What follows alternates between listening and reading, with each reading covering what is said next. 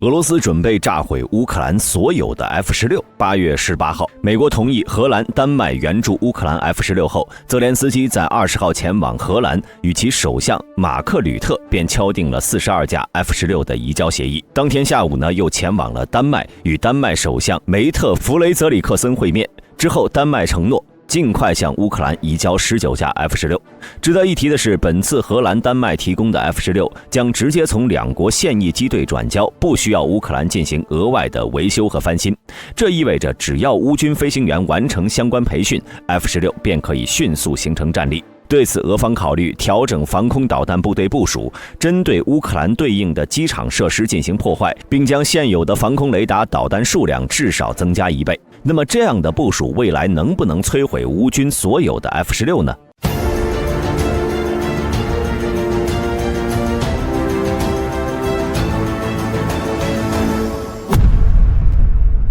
先来说结论，大兵认为俄军实现起来难度还是很大的，毕竟从7月份克里米亚大桥、油轮、登陆舰等目标接连被乌军袭击后，俄空天军和导弹部队便开始使用巡航导弹、弹道导弹和无人机，对乌境内能够起降苏24战斗轰炸机的乌军空军基地以及其他设施发动了大规模空袭。而之所以俄军如此针对，原因是乌军经过升级的苏24及2775公里的大航程搭配风暴阴影或者斯卡普 EG 巡航导弹，可以在乌克兰境内任何地点对俄军后方的重要军事设施发起打击。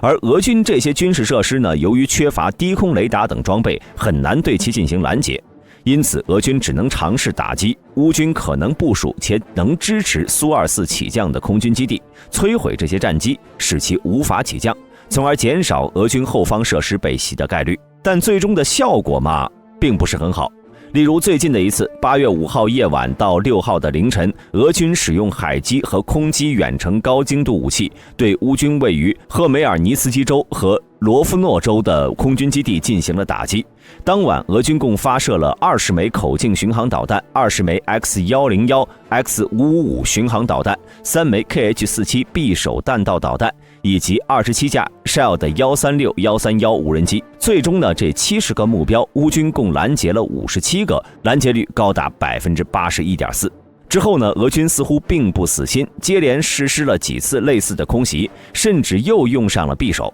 对乌西部的军事基地发起重点打击，但连续几次并没有让乌克兰仅剩的10多架苏24受损或者被击毁。那么至于为什么俄军导弹的打击效果会这么差呢？其实和乌军灵活作战的方式有关。例如，乌军的苏24执行一次任务，会在 A 机场挂弹起飞，投弹之后却降落在 B 机场，而且只要有点风吹草动，苏24机队便会迅速升空，甚至被派往波兰和罗马尼亚的机场，避免俄军打击。同理，乌克兰接收到 F-16后也是一样，通过类似的规避机制，俄军发射再多的导弹也无法对其造成有效杀伤，或许只能通过双方战机在战场上相遇及前线的防空系统才有可能将其击落。不过以大兵的看法， F-16入乌后并不会像苏24一样长时间在乌克兰机场待着，非任务时间，乌军大概率会选择将其部署在波兰和罗马尼亚。而部署在这2个国家，除了能躲避俄军的导弹袭击，乌军的 F-16还能得到增强，这个咱们放到后面讲。先说为什么大兵认为乌军会选择将 F-16部署在别国基地。现阶段乌各个空军基地虽然并没有因为俄军导弹袭击彻底无法使用，但对机场起降条件有要求的 F-16来说，它恐怕很难在乌克兰机场使用。美制战机比苏式战机精细，这是大家公认的，但这点呢，也让美制战机对配套硬件设施的要求更高。起降跑道必须平整且干净，如果跑道有异物，那么起飞过程中很容易被卷进发动机内部，导致故障，轻则战机大修，重则机毁人亡。另外，洛马公司曾为了最大程度降低 F-16空重，对其起落架进行了轻量化处理，这就更要求跑道必须干净了。而乌克兰作为前苏联的一员，曾长期使用苏制战机，因此对机场和跑道的要求并不严格。有朋友可能会说，乌军可以花点钱把机场硬件设施搞上去啊，但需要注意的是，飞机能升空躲避导弹袭击，但机场可跑不了呀。如果乌军选择将 F-16部署在本国基地，那么一定会迎来俄军的频繁打击。1次2次倒还好，后勤麻烦点，修复就完事儿了。但频繁打击不行啊！不论是乌军对现有的机场跑道修缮升级，还是铺设全新的跑道，始终是瞒不过俄军高空侦察卫星的探测以及俄军情报人员的监视。只要俄军发现有情况，立马就能发射导弹实施打击。这就意味着机场附近的防空装备必须到位，同时后勤得跟得上，还有一些其他因素都是乌军需要考虑的。因此，解决问题耗费的资源，乌军用在其他地方，难道不香吗？此外 ，F-16部署在别国也可以很好的解决乌军保养维修的问题。之前在 F-16刚有援助的消息时，便有观点认为乌克兰根本无法满足 F-16的维护保养。虽然这个观点说的比较绝对啊，但是并不是没有道理。毕竟 F-16维护保养非常复杂，所使用的各种润滑油、润滑脂、冷却液都需要定期更换补充。在乌克兰的野战条件下，供应这些品种众多、眼花缭乱的备件备品真的很难。如果乌军 F-16部署在波兰和罗马尼亚，北约空军的维护保养团队则可以直接派驻，这无疑解决了乌克兰空军的大难题。当然，这就衍生出了一个问题，那就是乌克兰获得 F-16并选择部署别国后，北约预警机会不会为其提供情报支持？首先需要说明的是，无论乌克兰有多少 F-16，想要发挥最大威力，就必须要有预警机、电子战飞机支持。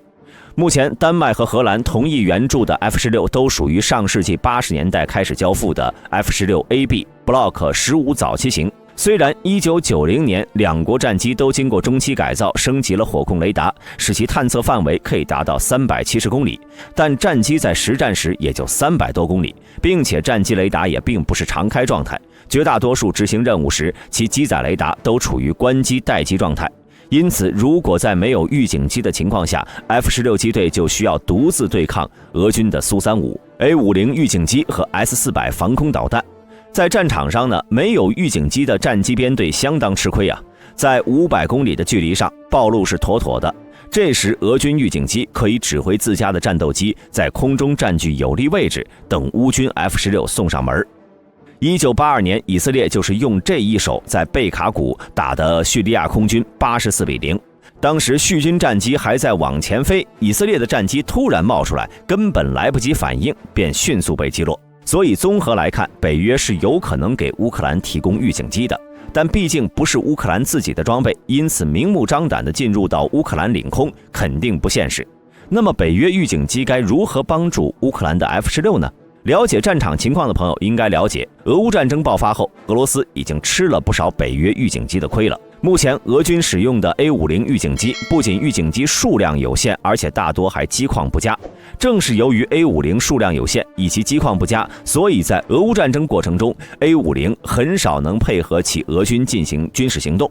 而在 A-50预警机不断掉链子的同时呢，北约却不断地派出 E-3预警机在乌克兰周边空域进行徘徊，对俄军进行监控。可以说，自乌克兰接收爱国者及其他北约防空系统后，其展现出的超高导弹拦截率与 E-3的出动是脱不开关系的。根据已知的信息显示，北约早在今年的1月17号正式向罗马尼亚布加勒斯特部署了一架 E-3，而之所以部署在这里，这是因为 E-3的 APY-1 雷达对低空飞行目标其探测距离超过320公里，对中高空目标探测距离则更远。这个数据呢，只是大致的仿真模拟，并不代表真实值。不过可以肯定的是，只要这架预警机出现在罗马尼亚上空，那么乌克兰全境，包括黑海在内的大部分都在其检测范围内。这样解释，各位应该能理解为什么乌军打俄罗斯的目标会这么准确了。当然，中间也有一定的侦察卫星和无人侦察机的功劳，大兵就不细聊了。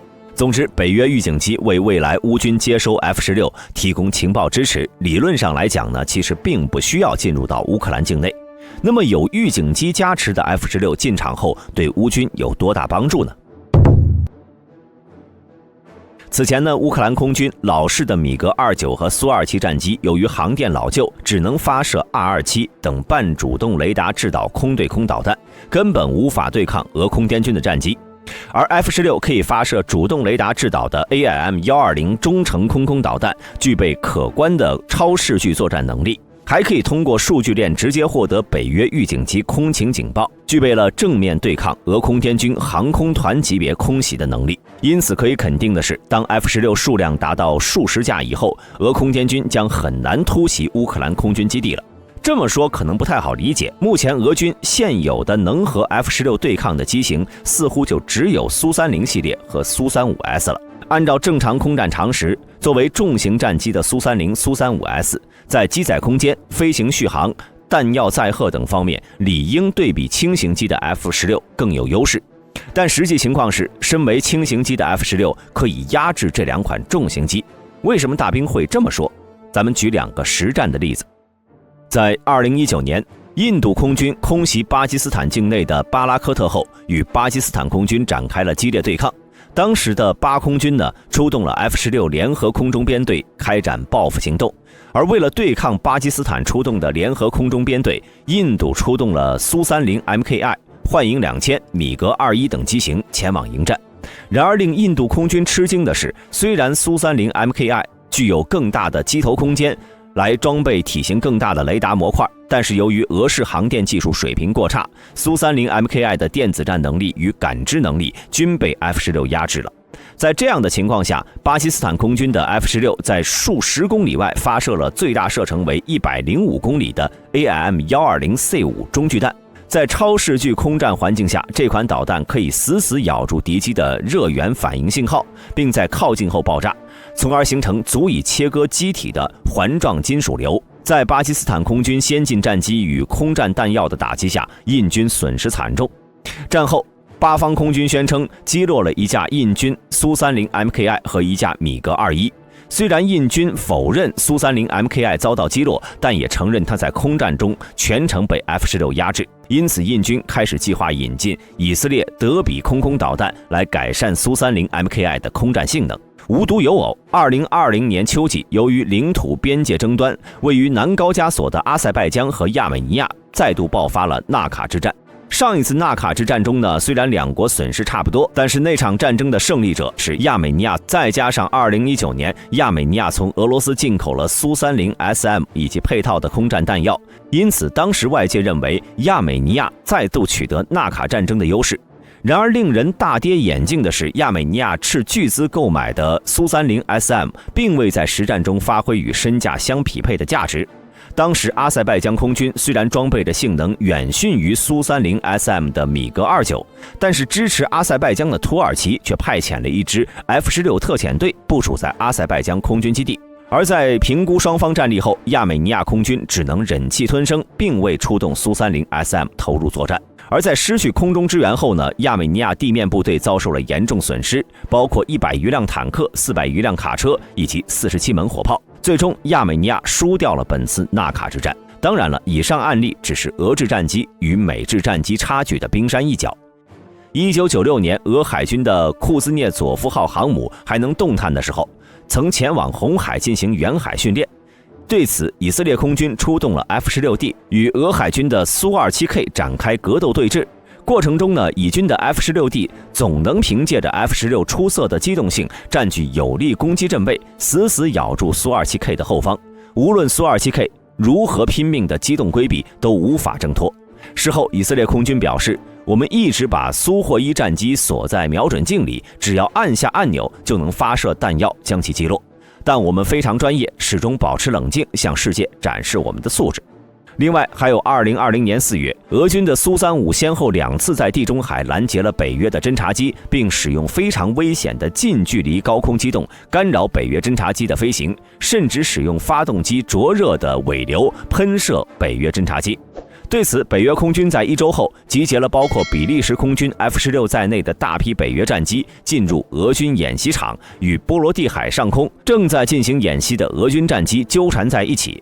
从当时比利时空军公开的照片来看， F-16战机完全打乱了俄军战队的编制，成功接近了俄军的运输机、电子战机。而从被拦截的苏27的涂装可以看出他们隶属于俄海军航空兵岸基部队。这些苏27只携带了 R-73红外空导弹，而北约空军的战机明显是有备而来的。携带了更先进的 AIM-120中距弹。俄军编队除了几架护航的苏-27战机外，其余的苏-24战斗轰炸机、图134电子战机、安22运输机都缺乏自卫能力。北约的 F-16战机凭借着数量优势与苏-27战机纠缠，在苏-27寡不敌众被牵制后，其余 F-16开始驱逐俄军其他飞机。